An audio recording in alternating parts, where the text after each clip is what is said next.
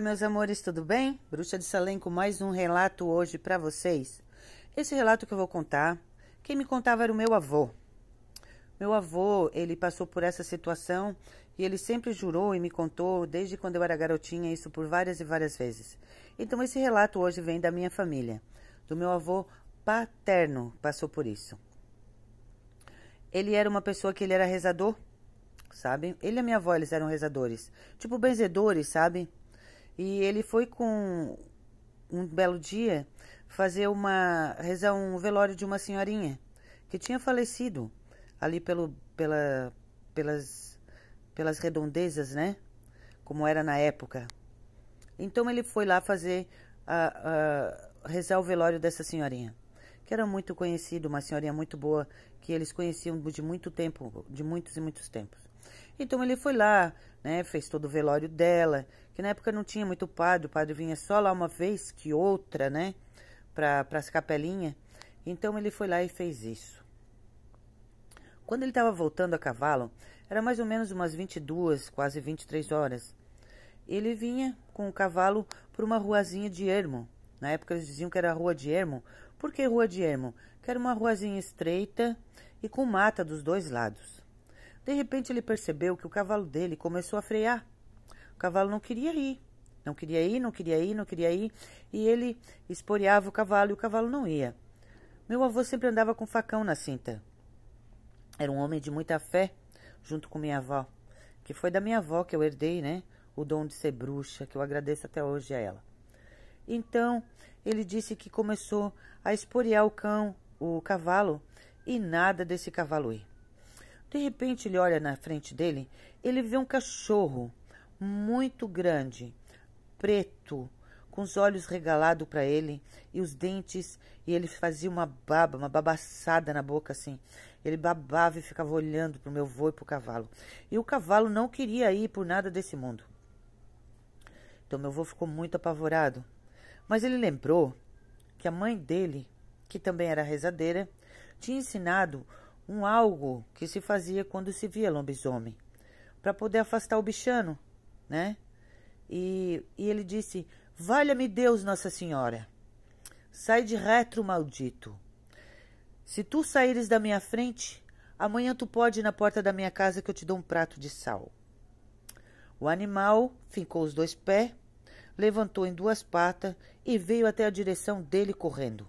Não teve jeito do bicho parar. Então meu avô olhou para ele nos olhos e disse: valha-me Deus, Nossa Senhora, saia de reto, fera maldita. Amanhã tu pode ir na minha casa que eu te dou o prato de sal sem falta. Eles vai estar lá te esperando e eu vou te entregar. Então o bicho foi até perto dele do cavalo e entrou para a mata correndo e sumiu no mato. Ele disse que ele tremia tudo do pé à cabeça. E o cavalo, quando o bicho entrou para dentro da mata, o cavalo disparou sem olhar para o lado. E só parou quando chegou em casa. Diz ele que chegou em casa, ele nem desapiou o cavalo.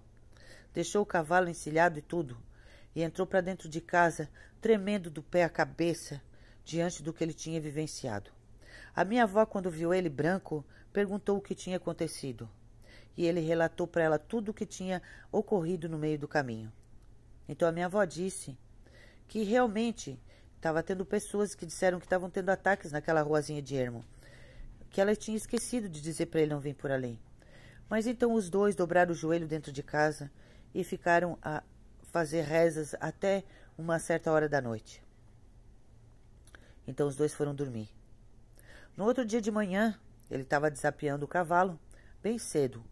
Apareceu um homem na porta dele, magrelo, muito magro, amarelo. Ele nunca tinha visto aquele homem na vida dele naquelas redondezas. E os dentes, tudo amarelo, bem sujo, assim uma coisa bem diferenciada. E o homem olhou para ele e disse: eu vim buscar o meu prato de sal que tu me prometeu. Então ele olhou e percebeu que aquele era o lobisomem. Então ele entregou o prato de sal conforme o prometido e disse: agora vai-te embora, seu maldito, e nunca mais ande por essas redondezas. Procure outro caminho para tu te atacar ou para tu matar tua fome. Aqui não é lugar para ti. Então o homem saiu de dentro do sítio do meu avô e foi caminhando sem olhar para trás.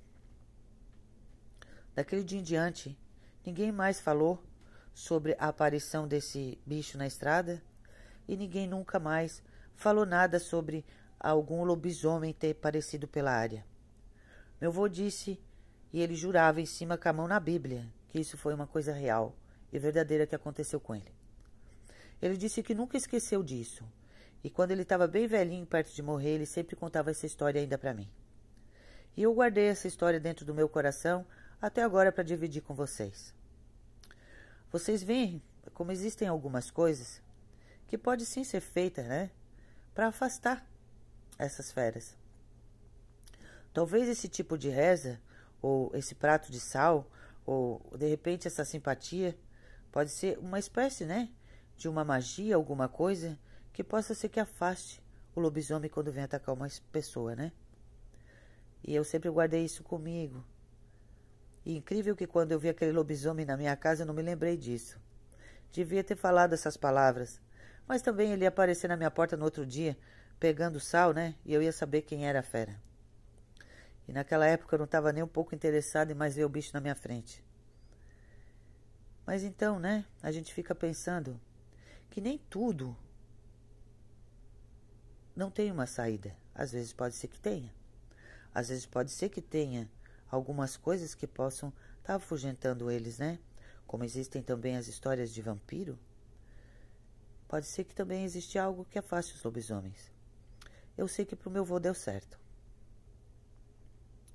Esse é o relato de hoje. Eu espero que vocês tenham gostado. Logo, logo eu vou contar a terceira parte da entrevista com o lobisomem. E ela vai estar muito recheada de conteúdo diferente. Vai ser uma aventura muito boa. Tudo que eu vou contar para vocês.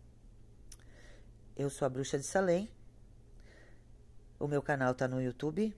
Eu espero que vocês vão lá, curtam e inscrevam-se, porque eu conto com vocês também.